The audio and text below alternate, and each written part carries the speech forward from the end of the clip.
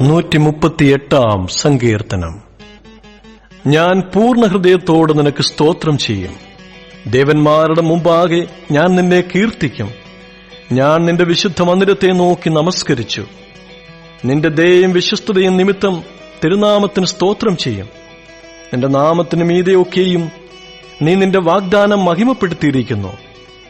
ഞാൻ വിളിച്ചപേക്ഷിച്ച നാളിൽ നീ എനിക്ക് ഉത്തരമരുളി. എന്റെ ഉള്ളിൽ ബലം നൽകി എന്നെ ധൈര്യപ്പെടുത്തിയിരിക്കുന്നു. യഹോവേ, ഭൂമിയിലെ സകല രാജാക്കന്മാരും നിന്റെ വായിൻ വചനങ്ങളെ കേട്ടിട്ട് നിനക്ക് സ്തോത്രം ചെയ്യും. അതെ, അവർ യഹോവയുടെ വഴികളെക്കുറിച്ച് പാടും.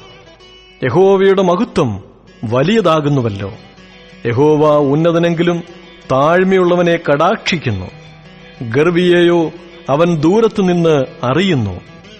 ഞാൻ കഷ്ടതയുടെ നടുവിൽ നടന്നാലും നീ എന്നെ ജീവിപ്പിക്കും. എന്റെ ശത്രുക്കളുടെ ക്രോധത്തിനു നേരെ നീ കൈ നീട്ടും. നിന്റെ വലം കൈ എന്നെ രക്ഷിക്കും.